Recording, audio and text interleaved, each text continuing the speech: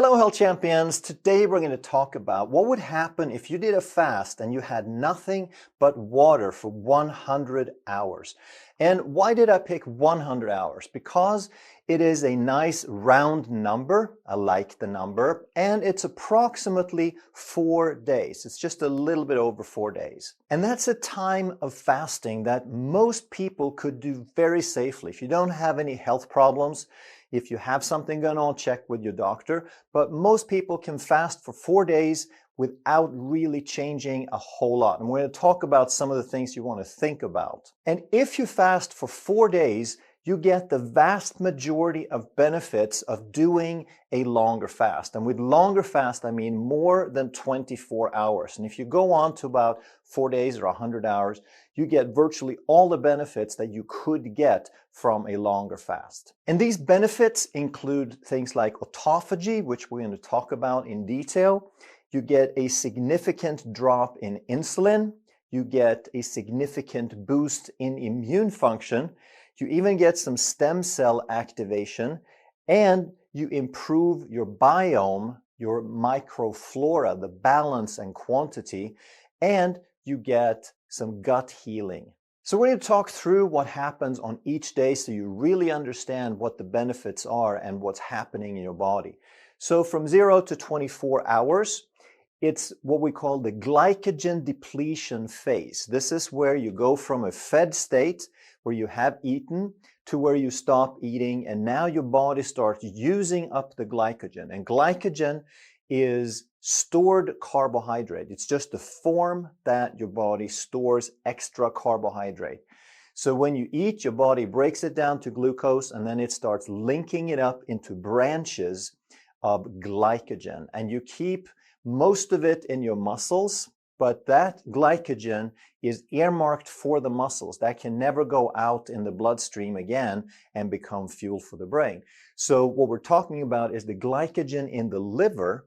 So when your blood sugar drops, now your body can release that glycogen from the liver and supply the brain and other tissues that need glucose. So your energy source in the beginning is going to be mostly glucose as you break down the glycogen, but gradually it's going to shift into fat. And sometimes when people talk about this, it sounds like in the beginning you're using 100% carbohydrate, which is not the case, because even if you're breaking down glycogen for blood glucose and your brain is using virtually only glucose at that time, if we go on a scale from about 100% to 0, and this here is about 10, and this here is about 90, then we start off at about 50% of glucose and 50% fat.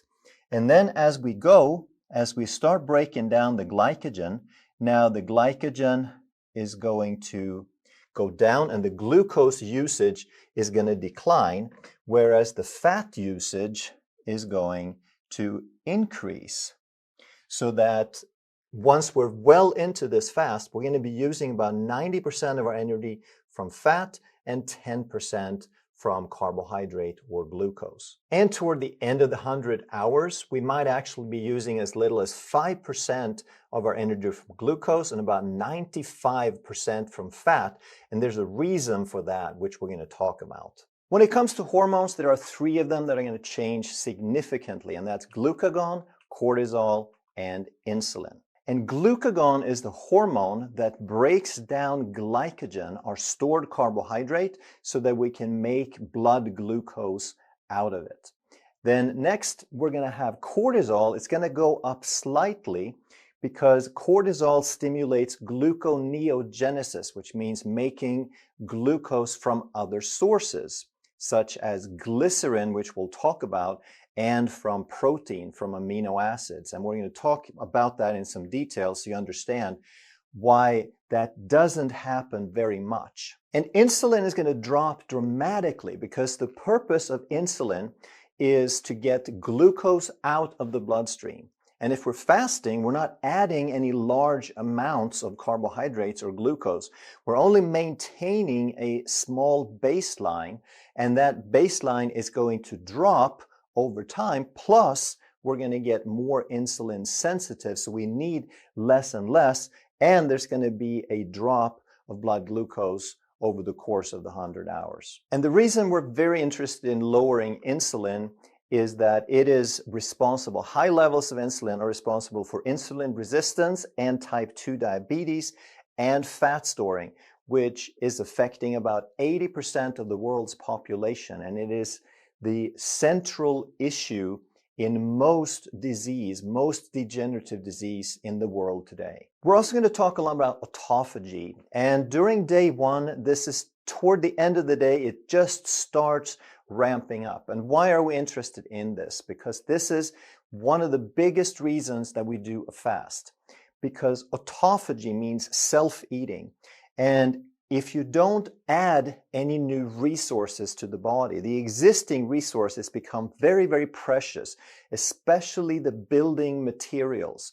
The fat kind of has the energy taken care of as far as a reserve, as a resource, but protein becomes very, very precious. So we increase the recycling and the cleanup. So we're upgrading everything in the body that can assist in that process. And some of the things we're recycling are dysfunctional proteins and cells. So cells and proteins and building blocks and things that are getting a little old and worn and rusty and decrepit, now we start going out and finding them and breaking them down and reusing them to a much higher degree than we would normally if we just get more protein through food. Autophagy is also going to improve our immunity, and it is part of cancer prevention because cancer cells are some of these dysfunctional proteins and cells that we start recycling. And deep states of autophagy have been found to be able to break down and reverse some types of tumors and cancers. And we also want to talk about how our symptoms or how our experience changes through the 100 hours. So in the beginning, we are naturally going to be hungry. We're going to have some cravings because the body is used to certain things. And if we change things up, it's going to wonder, where did they go? Let me have some of that. So we could also get some fatigue right in the beginning when the body doesn't know where the energy is going to come from. When we're shifting our metabolic pathways, the body kind of has to relearn, and we might have some fatigue. You can also experience some lightheadedness. You could experience some mood swings, some headaches. And we're going to talk about some things that you could do to minimize these symptoms, because for some people they can be very severe, where it's difficult to fast, and for other people it's not a big deal at all. But if you know what to do, then you can absolutely minimize them. And now we're into day number 2, 24 hours to 48 hours. And this is the ketosis phase. Now, ketosis, it started toward the end of day 1, but now it's really starting to ramp up. And when it comes to the energy source, on day 1, we were mostly using glycogen for blood sugar. And now most of the glycogen is gone, so we have to get much better at using fat. So the body is going to use primarily fat from this point on, 90 to 95%, like we talked about. Now the brain is a little different because it relies mostly on glucose in the fed state, but as we get further into the fast, now it's going to be a mix of glucose and ketones, and it's going to change the farther we go. As for the hormones, the insulin keeps dropping, like we talked about. But there's a new one here. Human growth hormone is starting to ramp up dramatically. And during the 100 hours, we're going to get an increase of about 300 to 500%. So this isn't necessarily during day 2, but during the fast, we're going to see those kind of levels. And the two things that growth hormone does that we're interested in during a fast is, of course, it helps us burn fat, which we need to generate energy, but it also preserves muscle, so that we don't burn down the muscle to make glucose, which is super important if you're going over a day or 2, because you don't want to lose muscle just because you fast. And we're going to talk about some reasons why humans are really, really good at this, better than any other animal. And along with human growth hormone, we also see a dramatic uptick in BDNF, brain-derived neurotrophic factor. And neurotrophic is the key word here. That's like miracle grow. Neurotrophic means it grows brain tissue. It helps expand and generate brain tissue. And these two hormones, the human growth hormone and the BDNF, together they help with neuroplasticity.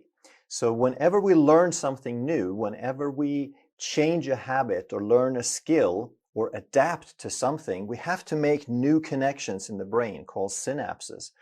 And without these two hormones, we can't make those synapses. They're absolutely necessary for us to connect things.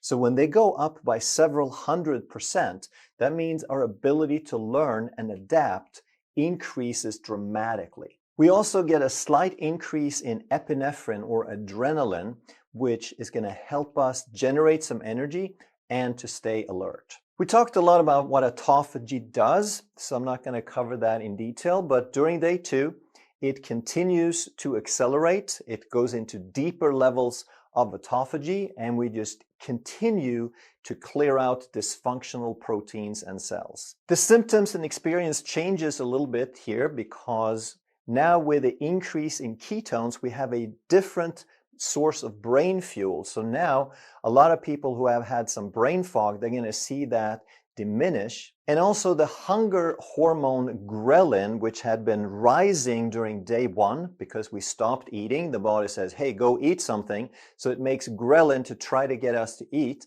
So day 1 is kind of the worst day in terms of hunger. In day 2, we've gone longer, so hunger is still going to be there. But the body is realizing that, hey, you know, we don't want to just abuse the poor guy and stimulate his hunger if there's no food around.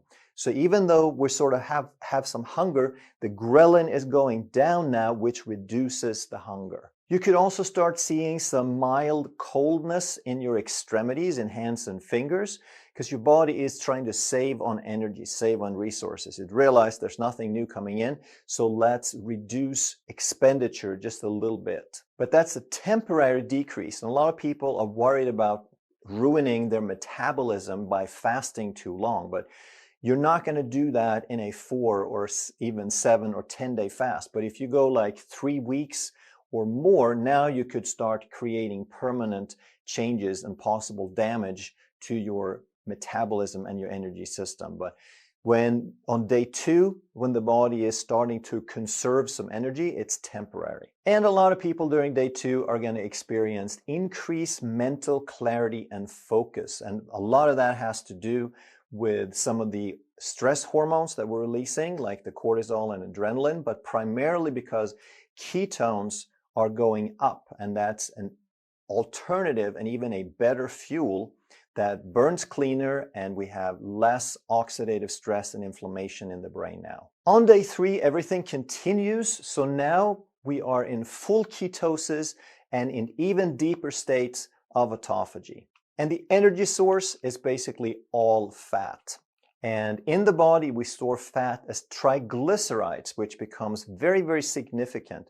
And we can break down this fat different ways. So we can get fatty acids out of it, which we can use for energy.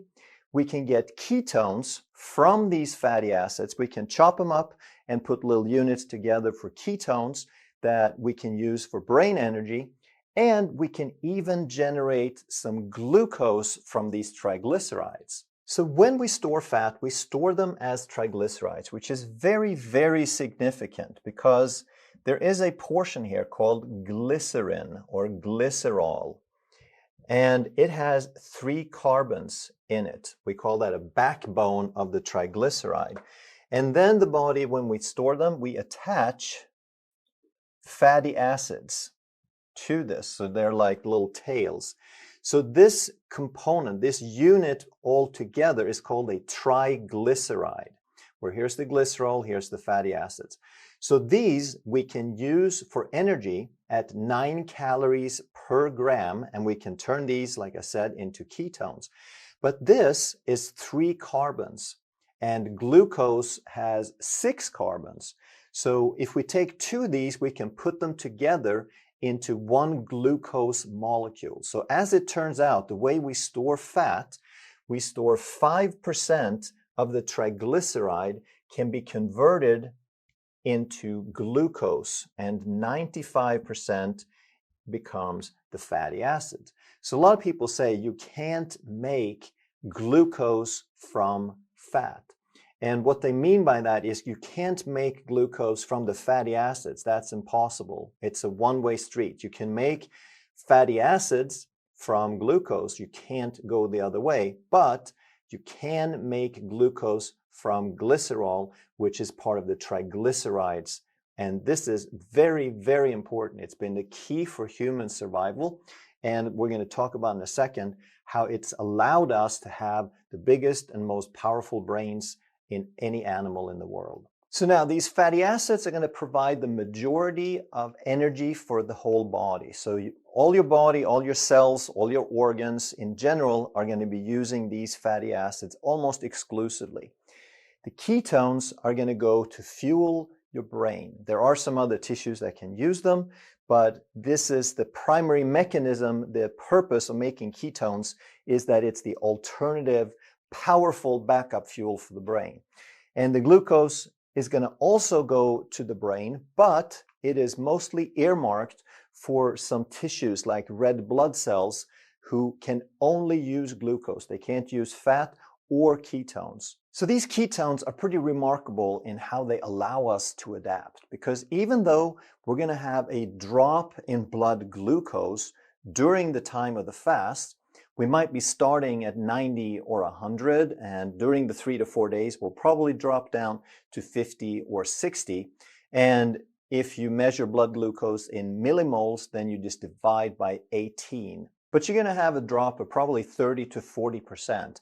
And despite this, we can still maintain stable brain function thanks to these ketones. And together with the reduction in oxidative stress, because the ketones burn cleaner, now that's part of why we get some improved mental clarity and focus. But the ketones are also one of the biggest reasons that we get minimal muscle breakdown.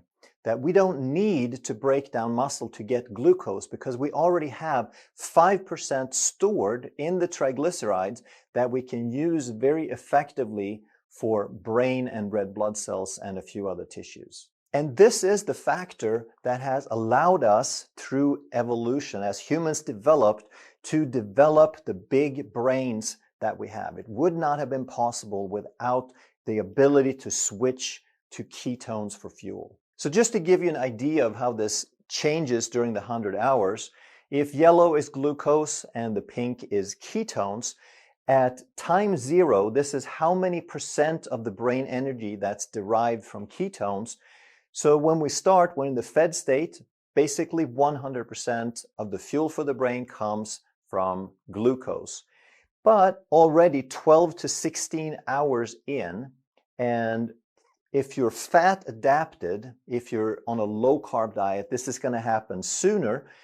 And if you're going from a high carb diet, then this may not have happened already. It might take a little bit longer, but 10 to 20% already from ketones. And then after 24 hours, we might be up to about 30%. And then after 36 hours, 48 hours, 72 hours, and 100. So 3 to 4 days in, we are getting about 3/4, the vast majority of the brain energy now is from ketones. And very interestingly, this ability to store body fat and then break it down and use it for brain fuel is unique to humans and bears. And humans do it because we have such huge brains, and the bears do it because they sleep for months.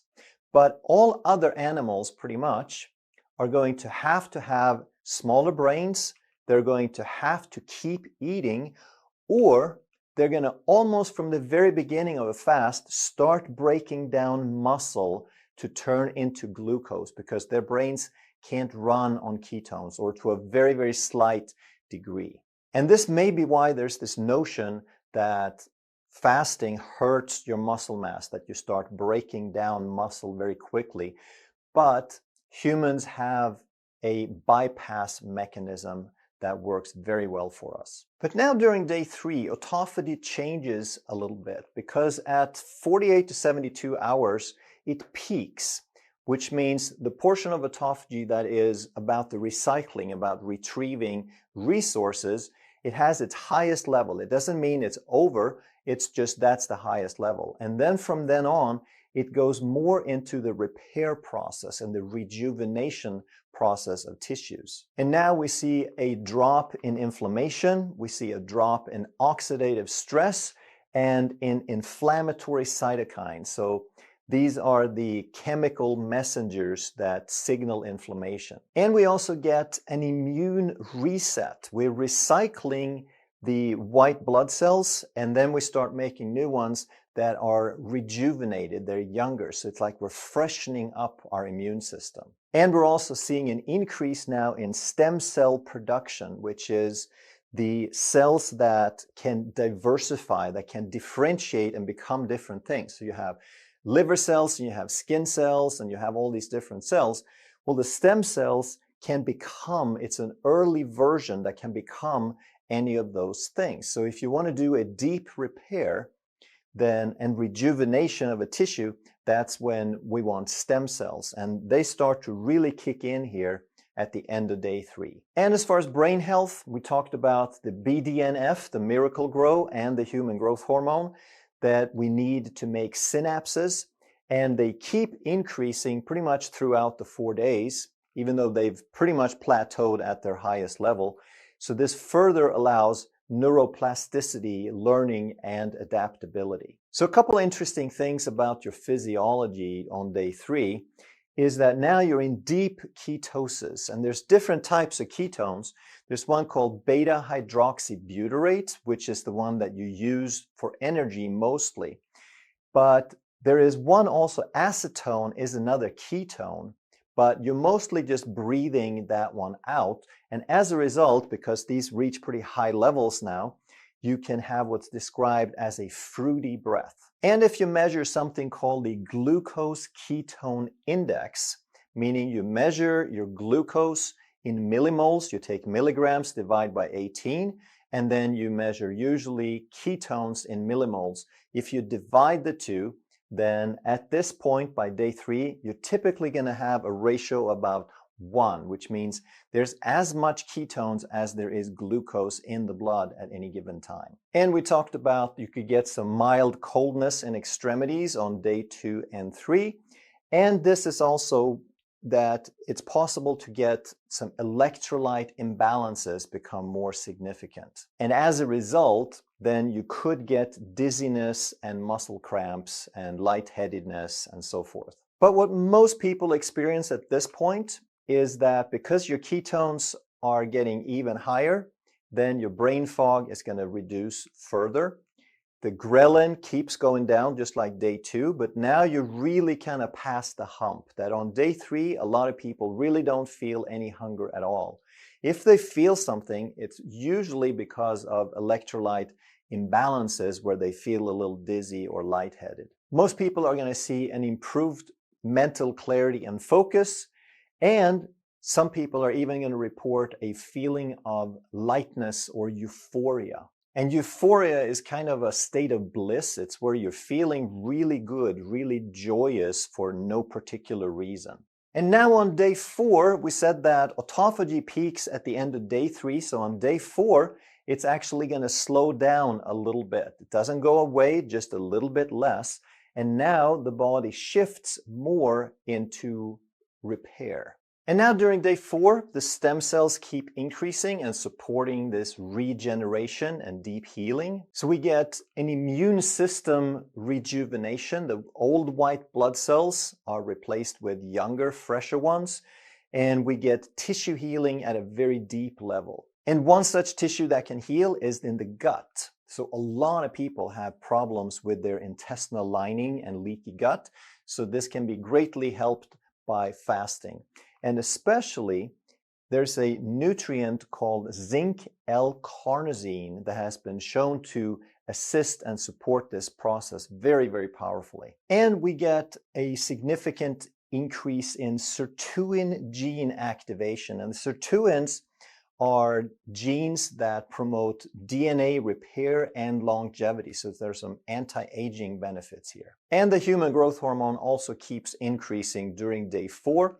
And of course, like we said, it helps prevent the muscle loss. So it allows us to feed the brain without sacrificing muscle. And human growth hormone, along with the sirtuins, both support anti-aging and longevity. And usually a lot of people will see a continued increase in mental clarity, in energy, and stable mood.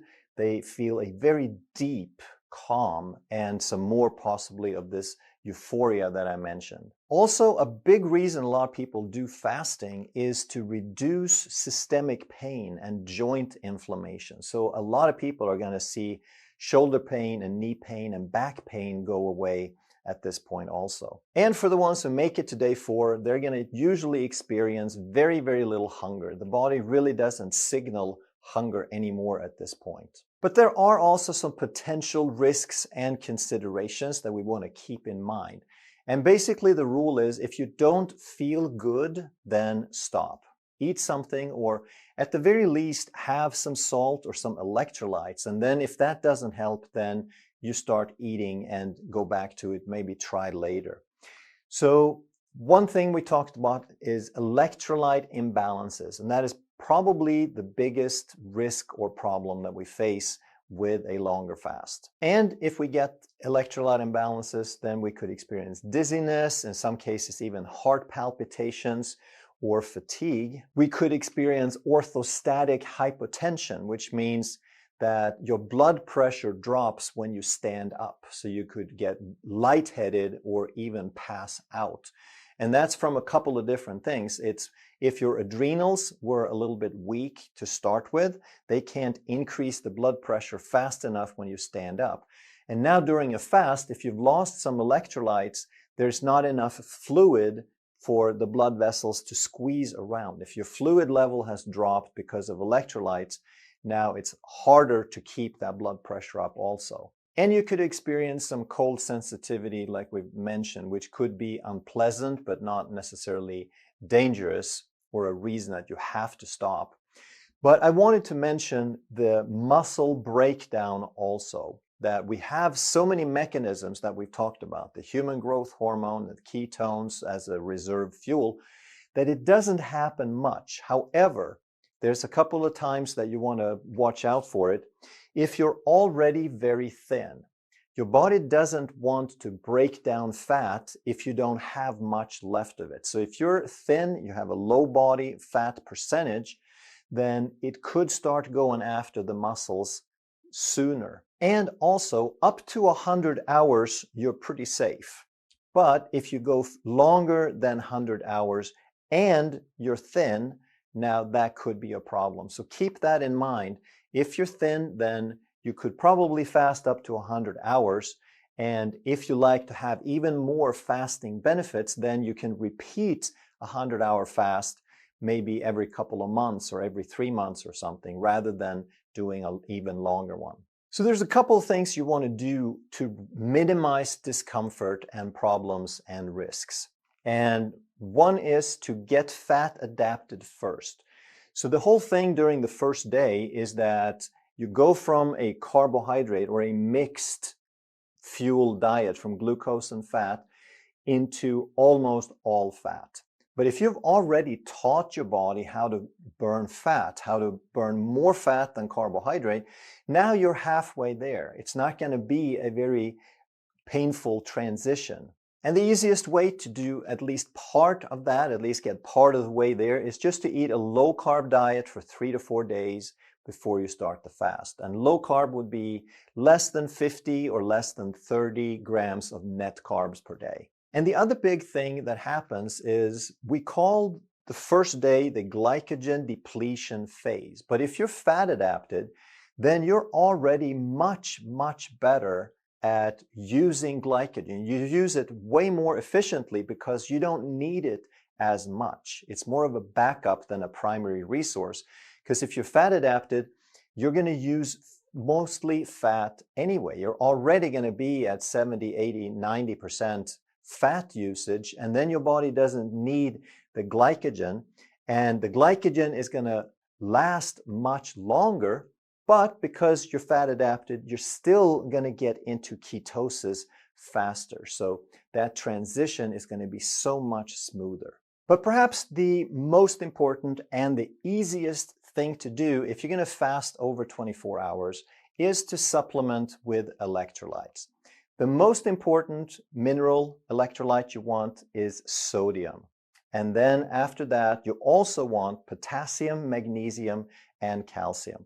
So sodium, you get plenty from table salt. So when you eat food, you always have enough sodium if you salt enough.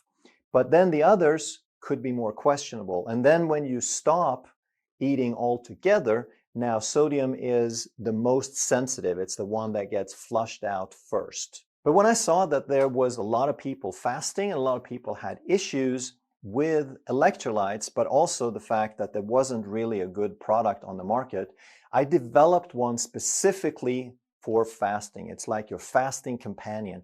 It has all of these in it in very specific ratios, but I also put in trace minerals, which is a mix of all the other minerals that you need in smaller amounts. But I really wanted to put in a couple of things to really support all of the processes that we've talked about in this video.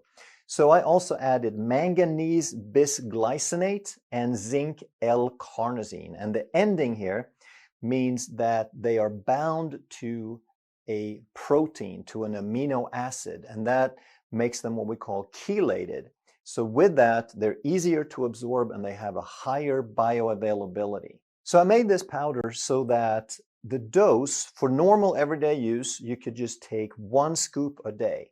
And it's a little bit low in sodium because normally when you eat, you get enough salt, like I said, just from salting your food.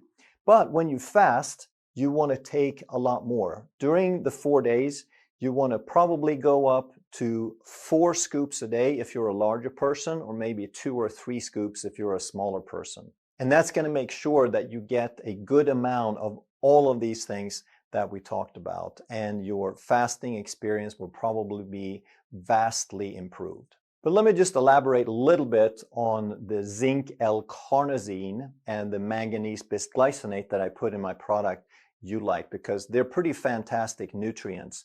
The zinc L-carnosine supports immune function and gut repair, and especially the gut repair it's been studied to do. And this is something that's already happening during the fast with autophagy and these deep repair processes. So if we can add some nutrients to assist it, now we can get even better fasting results. This version of zinc enhances autophagy. It supports the BDNF. It makes these possible, it accentuates it, and it's necessary in some cases for these to function. And the manganese bisglycinate is involved with metabolism. It helps balance glucose utilization, and it is needed for fat burning. Furthermore, it increases antioxidant production inside the mitochondria. And your mitochondria, those are your energy centers, your energy factories, if you will.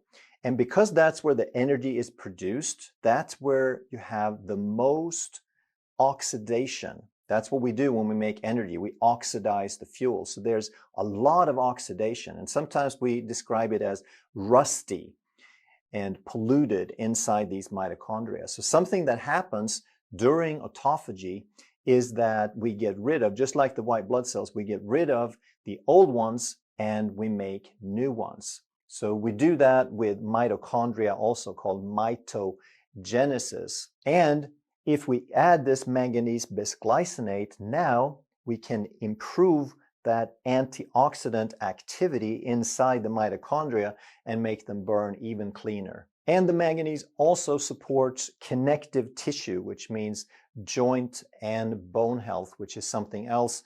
You're repairing joints during your fasting experience. But don't take my word for it. Give it a try and see what it will do for you. If you enjoyed this video, you're going to love that one. And if you truly want to master health by understanding how the body really works, make sure you subscribe, hit that bell, and turn on all the notifications so you never miss a life-saving video.